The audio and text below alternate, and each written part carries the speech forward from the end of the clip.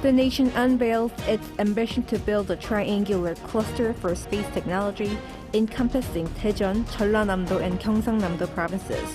Visiting the space stronghold city of Sacheon today, President Yoon vowed to expand the country's space-related budget by 2027. Medical professors from 19 universities across the country formed a joint emergency committee to discuss whether to submit their resignations en masse by later this week to protest the government's reform plan. The government is set to go ahead with its original plan to expand the medical school quota. More than 300,000 jobs were added last month in Korea, driven by elderly workers and sectors such as public administration and IT. It's March 13th, 2024. This is Newscenter. Good evening. Thank you for joining us. I'm Yoon Jung-min. We begin with South Korea's vision to become a major space power. Today, the nation launched a so-called Space Tech Triangle, a cluster of research institutes and companies to produce cutting-edge space technology centered around three key areas in the nation. President Yoon Suk-yeol pledged funding worth millions of dollars for it. Oh Soo-young has more. President Yoon Suk-yeol promises to invest over $1 billion in space technology over the next 3 years as part of South Korea's efforts to become a leading space power by 2045. This came on Wednesday as the president attended the launch of a space cluster in Sacheon City, Gyeongsang-nam-do province, which will form the so-called Space Triangle with Jeollanam-do province and Daejeon City. 2032년 우리 탐사선을 달에 착륙시키고 2045년 화성에 태극기를 꽂는 미래로의 큰 걸음을 내딛게 됩니다. 오늘 출범하는 우주산업 클러스터가 앞으로 그 길을 선도하게 될 것입니다. According to Korea Aerospace Research Institute, the cluster will connect research centers, firms, and educational institutions to achieve cutting-edge innovations. Gyeongsang-nam-do will focus on satellites, Jeollanam-do launch vehicles, while research and training experts will be done in Daejeon, the country's hub for science and technology. Laying out the vision of turning South Korea into one of the world's top 5 space powers and creating a vibrant space industry, Yoon said he would expand the budget for space development to $1.1 billion by 2027, double the amount of private funding, and create over 250,000 quality jobs. The government's 2045 plan aims to build a space industry worth $76 billion of private investments, attract and foster 1,000 space firms in the country, and nurture 30,000 space professionals. It will focus on establishing infrastructure, strengthening a space tech ecosystem, and expanding the new space cluster's networking capacity. To coordinate these efforts, the government will launch a South Korean equivalent of NASA in Sacheon City in May, which will lead aeronautics and space research, commercial projects, and plans for Moon and Mars explorations. The Korea Aerospace Administration, or KASA, is expected to work with other global space agencies like NASA, with discussions already underway between Seoul and Washington to apply South Korea's mobility, secondary battery, 5G, self-driving, and nuclear technologies in joint space exploration projects. Korea is already taking part in the US-led Artemis project, which will send a SpaceX Falcon 9 rocket to the moon later this year, equipped with a Korean-made lunar monitoring payload. Seoul has also agreed to expand space cooperation with the United Kingdom, the United Arab Emirates, Japan and France. Oh Soo-young, Arirang News. Yet another medical crisis is now looming as professors of medicine nationwide are considering collective resignations against the government's reform plan in solidarity with junior doctors. The government is set to go ahead with its plan to expand the medical school quota. Shin Se-byuk reports. The massive walkout by junior doctors could soon expand to collective resignations by professors of medicine. An emergency response committee of professors from 19 medical schools across the country decided in a late-night online meeting on Tuesday to determine by Friday whether to submit collective resignation letters. Those schools include those affiliated with the so-called Big Five hospitals in Seoul, Seoul National, Yonsei Severance, and the Seoul St. Mary's Catholic University hospitals, and the Samsung and Seoul Asan medical centers. In a statement released after the meeting, the professor said they would protect the trainee doctors from legal action by the government. They also said they would stop the government's plan to expand the medical school quota. In response, Second Health Vice Minister Pang Min-soo urged the professors on Wednesday to stay in their positions, saying this was a matter of trust between patients and doctors. If professors resign and leave patients behind, not only doctors, but also medical students will lose any sympathy from the people. On the same day, Prime Minister Han Duck-soo reaffirmed the government's firm stance on boosting the medical school quota, saying the decision was made based on scientific analysis. The decision made by the government was based on scientific grounds. We have decided to increase enrollment by 2,000 starting from 2025, taking into account the time required for medical training. The government, meanwhile, will provide nearly 95 billion won, or over $72 million, to public hospitals this year to address the prolonged disruption of medical services. This comes as local hospitals have been experiencing a medical vacuum, such as appointment cancellations and delays in surgeries and emergency medical treatment since the massive walkout by trainee doctors. Meanwhile, Kim Taek-woo, the chairman of the Emergency Response Committee of the Korean Medical Association, underwent 14 hours of police questioning from Tuesday afternoon. Kim is one of 5 individuals the health ministry accused on February 27th of obstructing junior doctors' training through inciting of their mass walkout. After questioning, he said the government's strong stance was regrettable and the walkout by the trainee doctors was entirely voluntary. The current situation, sparked by the government's plan to increase medical school enrollment by 2,000, has been ongoing for 4 weeks. 신세벽, Arirang News. South Korea's Freedom Shield exercise with the U.S. is well underway. Today, the nation's defense chief was at some of the sites where the exercise is taking place, saying he wants Korea's forces to become capable of quickly eliminating the North Korean leadership if it starts a war. Our defense correspondent, Choi Min-jung, has more.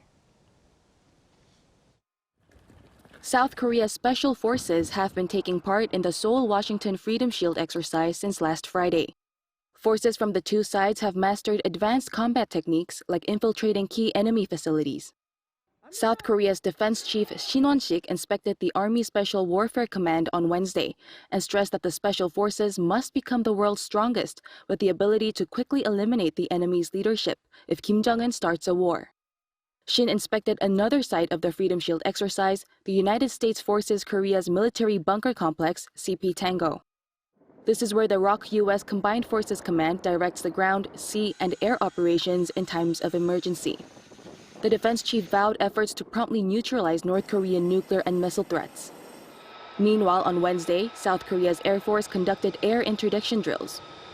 The training was aimed at improving pilot skill in responding to various threats, including high-speed infiltration by enemy fighter jets, surface-to-air provocations, as well as cruise missile launches. Around 20 fighter jets and reconnaissance aircraft, including the F-35A, F-15K, and KF-16, took part. Training in the air is more tense than when on the ground because we must always be prepared against the enemy's surface-to-air and air-to-air threats and constantly check fuel consumption status. We are training with all our hearts so that we can protect our troops and our people from enemy attacks in a time of emergency.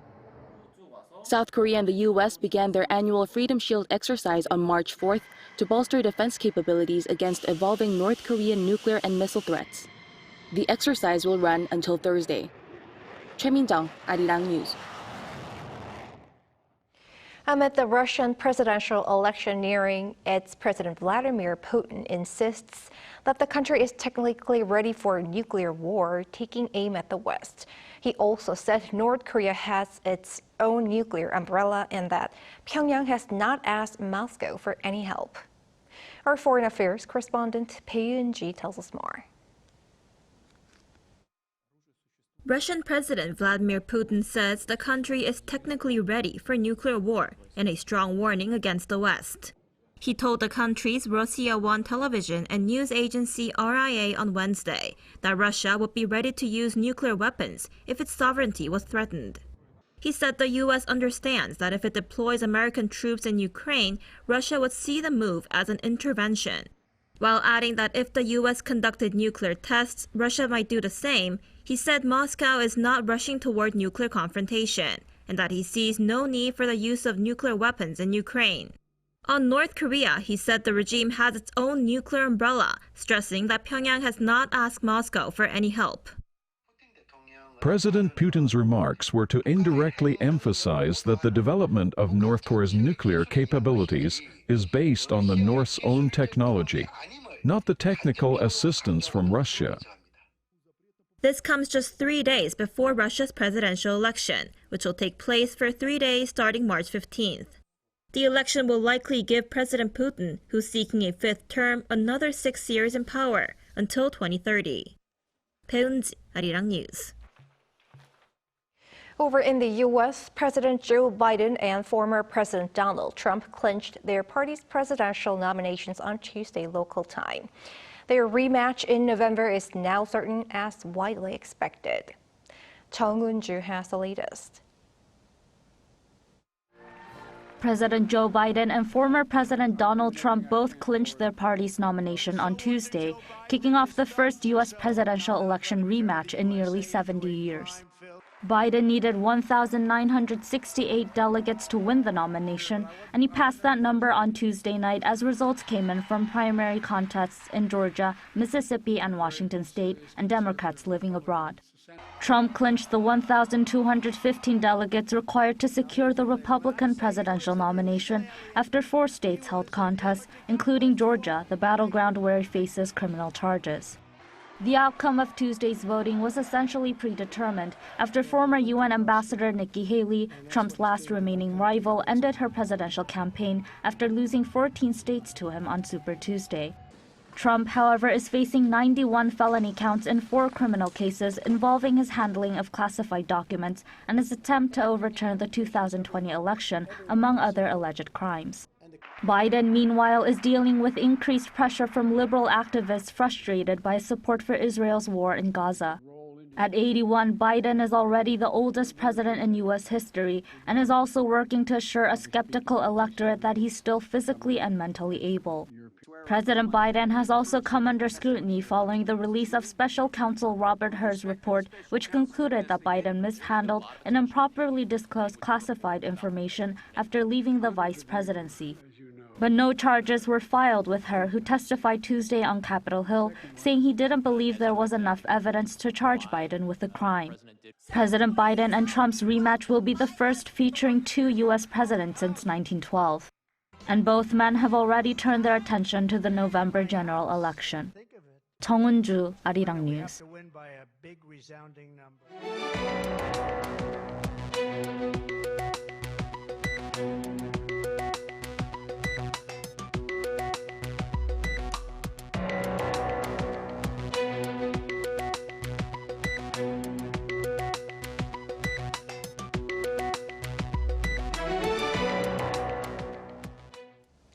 More jobs were added yet again in Korea last month, driven by elderly workers and sectors like public administration and IT.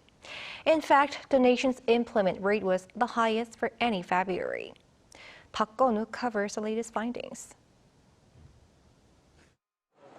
South Korea's job figures jumped by over 300,000 on year for the second consecutive month in February. According to data released by Statistics Korea on Wednesday, 329,000 jobs were added to the total employment figure last month, compared to a year before, bringing the total working population aged 15 and above to over 28 million. The employment rate rose 0.5 percentage points from the year before to 61.6% last month, the highest for any February since related data was first compiled in 1982. February's unemployment rate was 3.2%, a 0.1 percentage point jump from the year before. In February, ongoing increases in total employment were seen with additions in sectors including public administration, IT, and science. Manufacturing was another area where jobs were added for the 3rd straight month, while the agriculture and fisheries, education, and real estate sectors all saw decreases. Those aged 60 and above mainly drove the increase, with nearly 300,000 additions to the workforce from that age group in February. There was also an increase in the number of workers in their 30s and in their 50s. Groups including those aged 15 through 29 and people in their 40s saw job figures fall on year by more than 60,000 each last month. Park Go-nu, Arirang News. Extravagant wedding costs and the lack of information have been cited as one reason behind consumers complaining. The authorities are now making the information more transparent. Lee Soo-jin has details.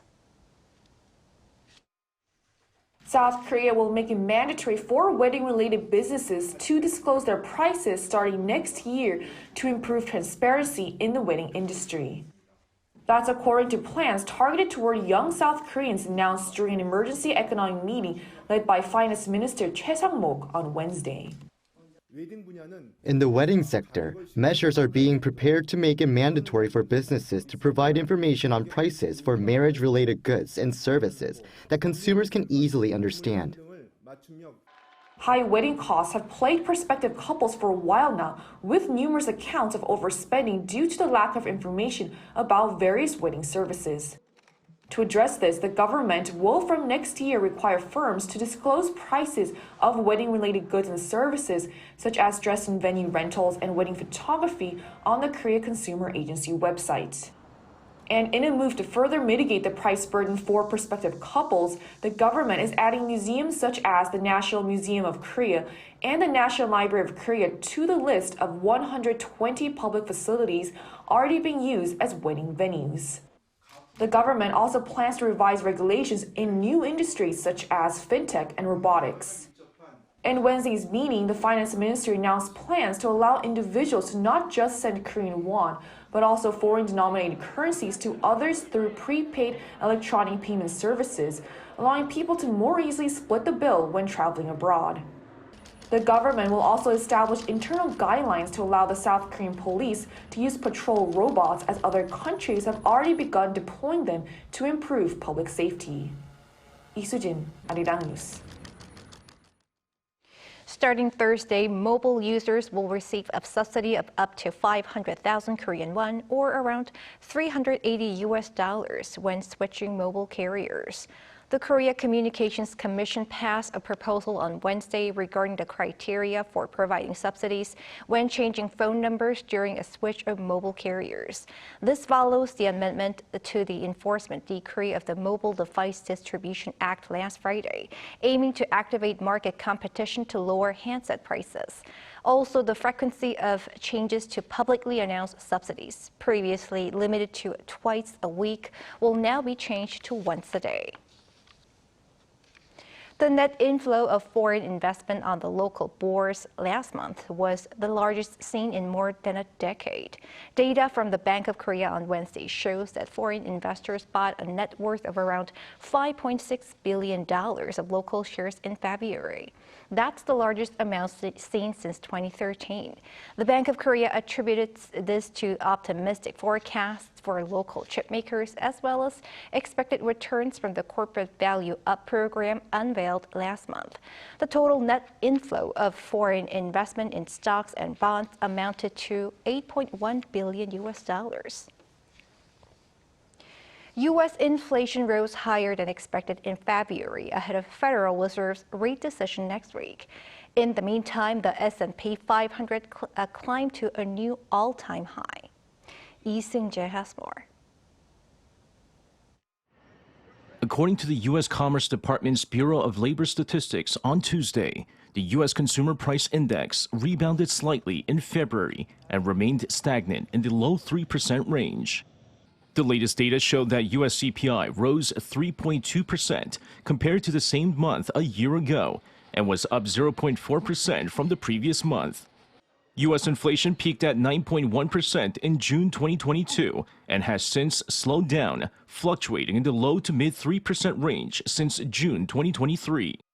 Meanwhile, excluding volatile food and energy prices, core CPI rose 0.4% in February, up 3.8% on year. Both were slightly higher than market expectations. The increase in energy and shelter prices accounted for more than 60% of the total gain.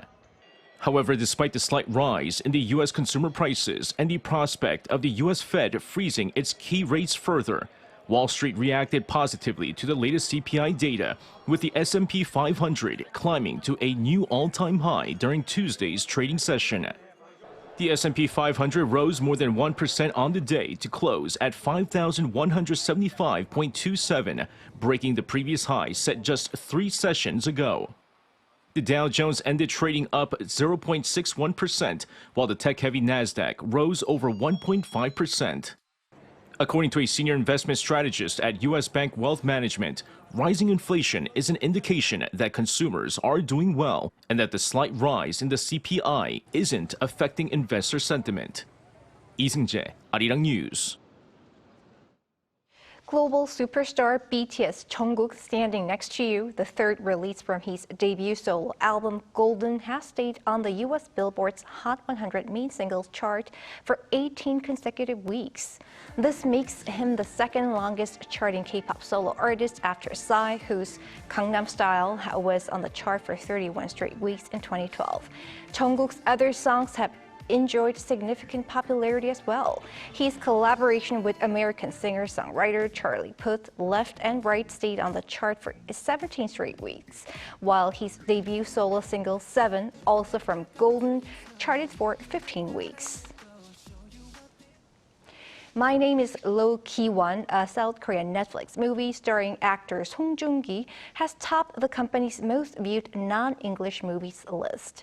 The global streaming service announced on Wednesday that from March 4th until the 10th, the movie recorded over 5.1 million views, sitting on top of the weekly top 10 list. The movie also sits in the top 10 rankings in over 30 countries across the Americas, Europe, Africa, and Asia. The drama tells the story of North Korean defector Ki-won, struggling to settle down in Belgium yet eager to survive, meeting with Mary, played by Choi Sung-eun, who has lost hope in life, and their fight for a better future together.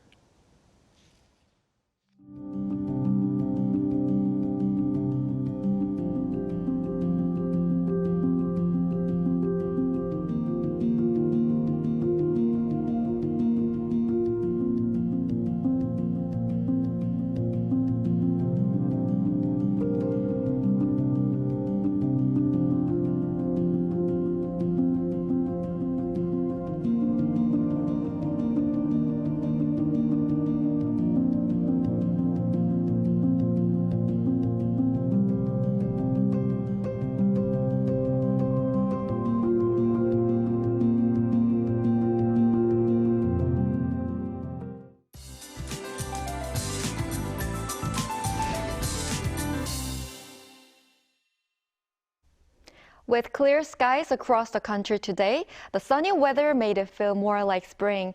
And tomorrow we'll be able to enjoy the spring weather, especially during the day. But there are also areas where caution is needed due to strong winds. From the afternoon, winds have been strengthening gradually in the central region, inland areas of Gyeongsang-Bukdo province, and on the east coast.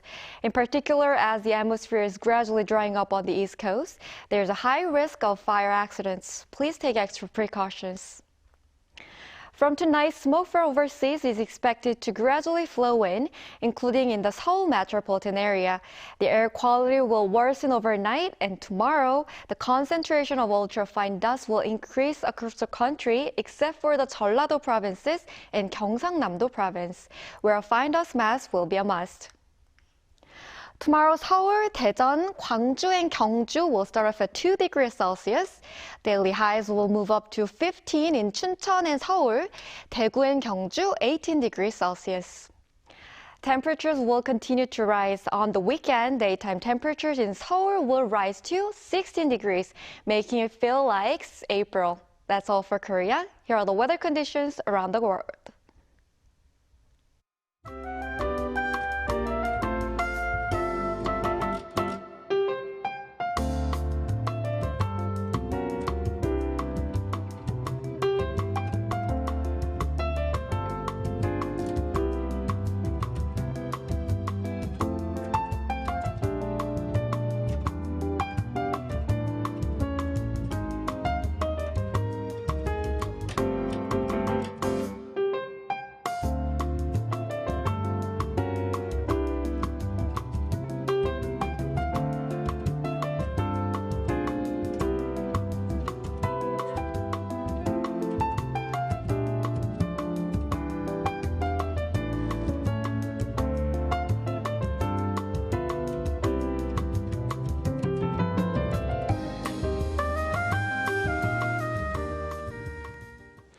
And that is Newscenter for tonight. Thank you for watching. A panel session coming up.